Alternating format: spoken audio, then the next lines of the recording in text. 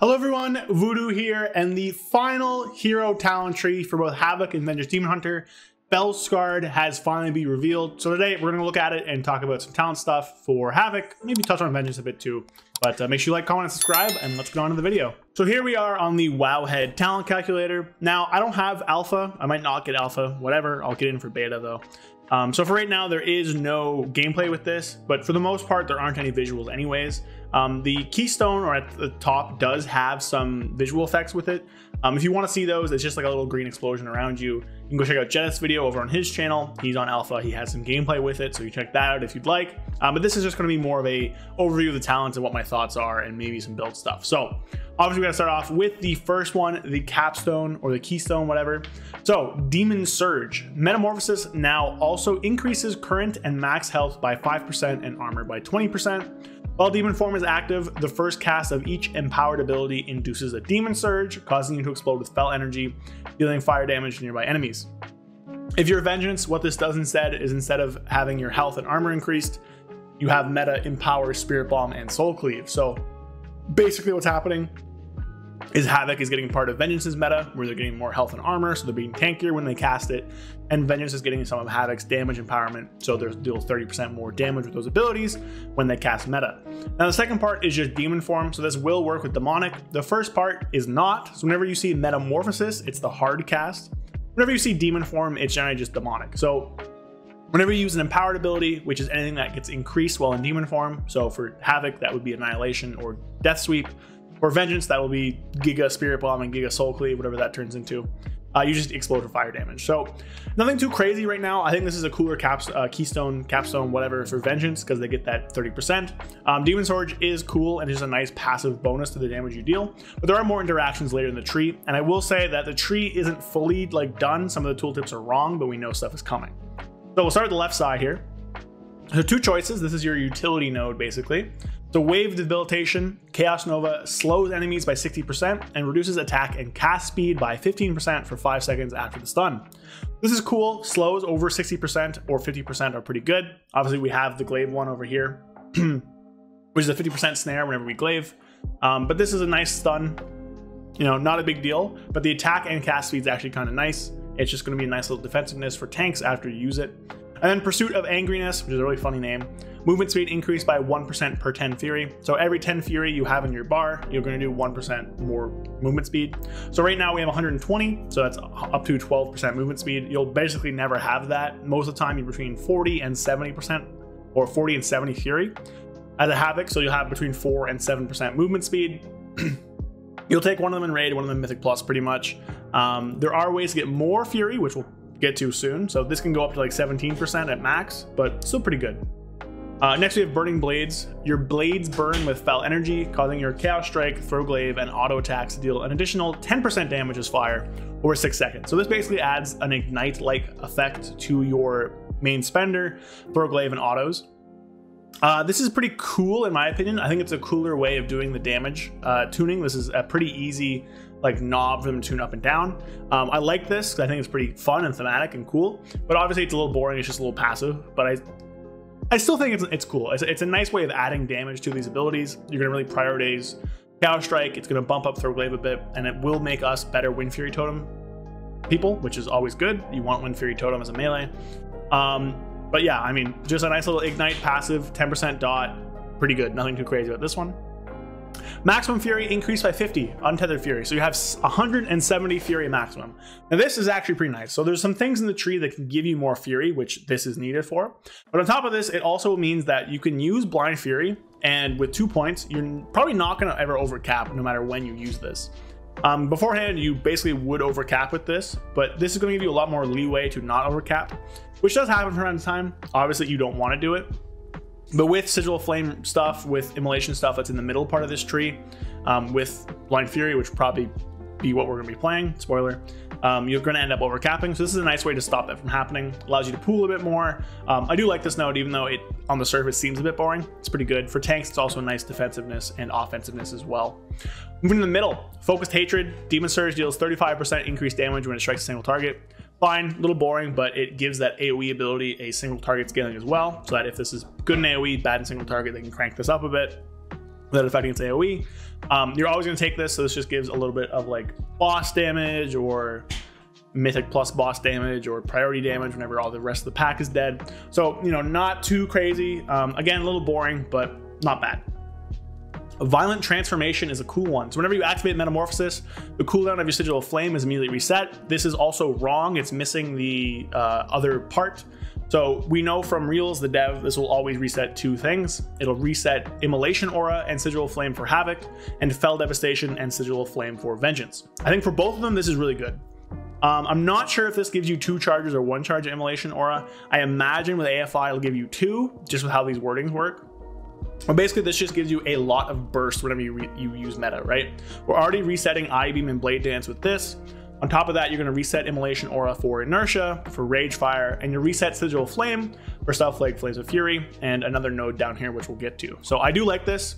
I think it works pretty good. There's a reason they picked these 2 abilities, which we'll see on the capstone, but I do like this. It adds some nice gameplay to it. You can, you know, spend both your Immolation Aura charges, spend your Sigil, meta, you get them all back. You can have Inertia, you can have Rage Fire, you can have a lot of Fury generation, which just means you can spam more Chaos Strikes. I like this one.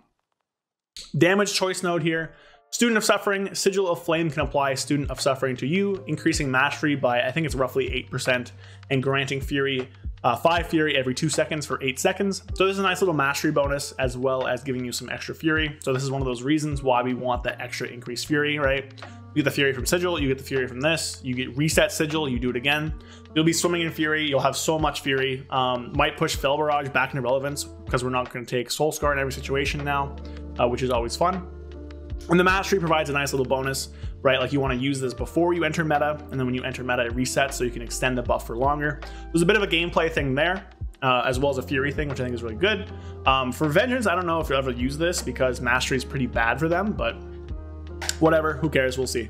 And then Flamebound, Immolation Aura has 2 yards increased radius and 30% increased crit strike damage bonus. Now this, I think, reads boring, but is really cool because of Rage Fire. 2 yards is a big deal. I believe Immolation Aura already has like an 8-yard radius. This will be 10 yards, so you will gain damage on that. It's very possible and, you know, happens all the time where things like that will miss some targets. So it's hard to quantify the damage gain from this.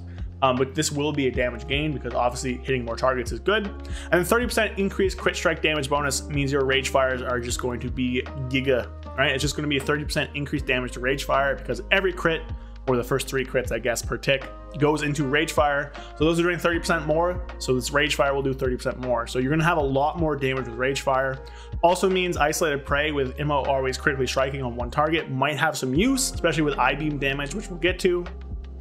Might see some Rage Fire Isolated Prey builds in single target. There's a lot of nuance to this ability, even though it seems like not that interesting on the surface, which I kind of like. Has a lot of talent stuff. So I think both of these is actually a really good choice node. Do you want that burst damage, or do you want that Rage Fire or funnel target damage against 1 target? So again, pretty cool here. The right side of the tree I actually like a lot less, these 2 nodes. The defensive node is crazy. So Set Fire to the Pain is one of the best abilities I've ever read. So 5% of all non-fire damage taken is instead taken as fire over 6 seconds, and then fire damage taken reduced by 10%. Right off the bat, this is 5% stagger at all times. Havoc's biggest thing is dying to one-shots. We are very, very good against smaller instances of damage that happens every minute, every 3 minutes, or things we can leech through, right? We have so much healing. We have the Hunt healing. We have Fel Devastation healing, we have the souls, we have our natural leech, we have demon wards to reduce our magic damage, right? We're very, very, very good at living through rot damage or smaller hits. It's the big constant one-shots that hurt us. And with Set Fire to the Pain, well, 5% is not a big deal. It will end up helping a pretty noticeable amount on those things. So you're giving a really, really, really tanky spec stagger, which is crazy. This is also really good for Vengeance. Again, 5% stagger is just really good. It's not a ton of stagger, but just delaying 5% of all damage taken over 6 seconds when you as a class are very, very, very good at dealing with things that deal damage over time to you is insane. On top of that, this is also physical damage reduction because it will turn 5% of that physical damage into fire, which I believe will then be reduced by our wards. So you'll get an extra reduction on that. And on top of that, fire damage taken reduced by 10%. It's going to be a reduction to this 5% damage. So overall, it's like a 0.5% damage reduction to each thing you take, which isn't like crazy, but it's also spreading the damage out. which is a really, really, really big deal. So this is a crazy node. You're probably always going to take this. And then if there's ever like a source that's purely fire damage, you're going to be unkillable in a god because you're just going to reduce that by 10%, right? I think there's even like dungeons in the first season. There's that candle dungeon where this will be really good. So insane node. The second one, improved soul rending. So leech from soul rending increased by 2%, additional 2% while meta is active. So this right now is 5%. So I think it's 10 total. You get 12 and then 14. So, well, not 12, 12 and 24. You know, nothing crazy, but pretty good. Probably not taking it. Sapphire of the Pain is crazy.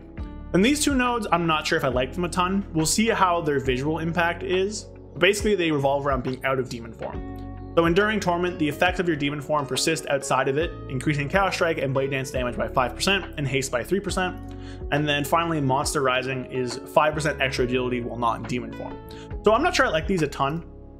I get the whole idea of the tree. It's being in demon form a ton and having that demon form stick around when you're out of it so it can kind of persist and help you out a bit and kind of, you know, make it feel not as bad. Because right now in these kind of builds that this is pushing towards, or in inertia builds or whatever, when you're in demon form, your damage is like up here. When you're out of demon form, your damage is like down here. So it's going to try and do that where it's like brings this up a bit, but this will also go up. So it's going to make the lulls a bit better. But I think the effects just aren't very interesting. I think these are pretty boring. I think overall with this tree, one of my biggest gripes is that I think a lot of the talents look boring on the surface, but have cool implications. But there are a lot of ones that are just like 35% increased damage to a single target, or 3% extra damage, or 5% agility, right? Like a lot of this stuff you won't really feel, which I think is the downside.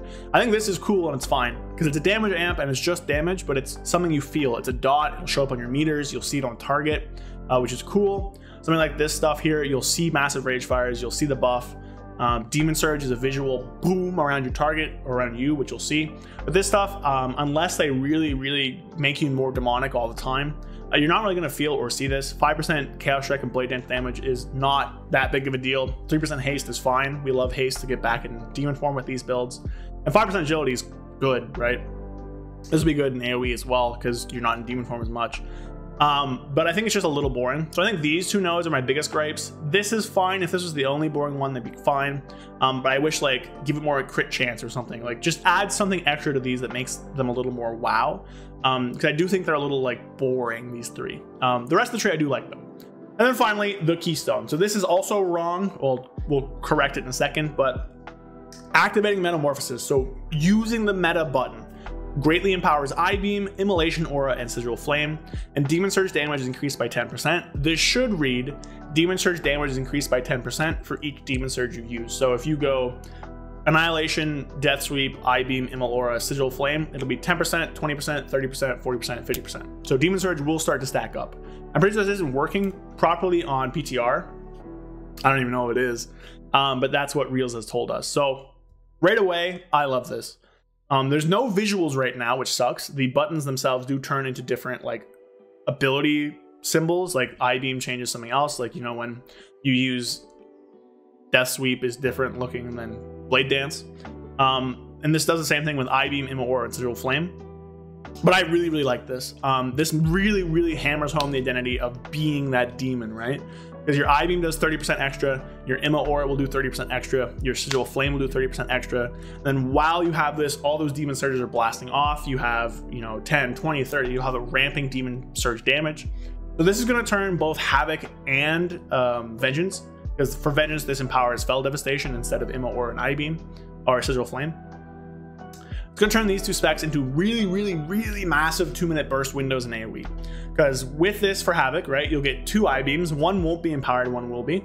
You'll get Immolation Auras just slamming, which means you'll get massive Rage Fires, right? Like if you have Flamebound, those will do 30%, and then 30%, which means your Rage Fire is going to be massive. And then you also have Sigil Flame, which by itself does a pretty sizable amount of damage in AoE. It's fully uncapped. 30% extra on that is a lot. And you get resets on all of them. You have your Death Sweep reset, you have your I-Beam reset, Immolation Aura reset, Sigil Flame reset. So a lot of buttons, but I really like this, honestly. I'm excited for the visuals. We don't have any yet, but I think it's pretty cool. And on top of that, the Demon Surge ramping damage.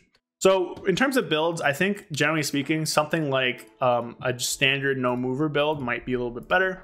We'll have to end up seeing what the final stuff is going to be. Like if you want to go something like this, if you want to, you know, take all this stuff, you probably want to take the immolation aura stuff, but I'm not really sure on that front.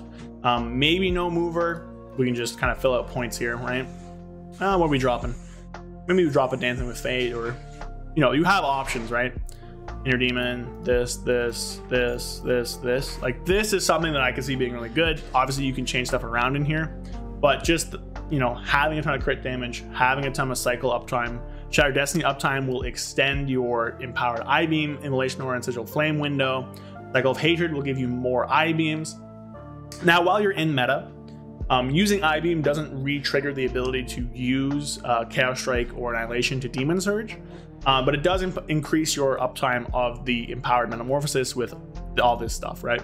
So there's a world where I could see you on your third I-Beam, I believe it is, after you pop meta, holding it for a second or two to drop meta to then go back into meta. Not sure, we'll have to see on Sims if that's better or not, because obviously you're losing out the empowered I-Beam damage, but you're gaining Demon Surge damage, so we'll have to see on that front.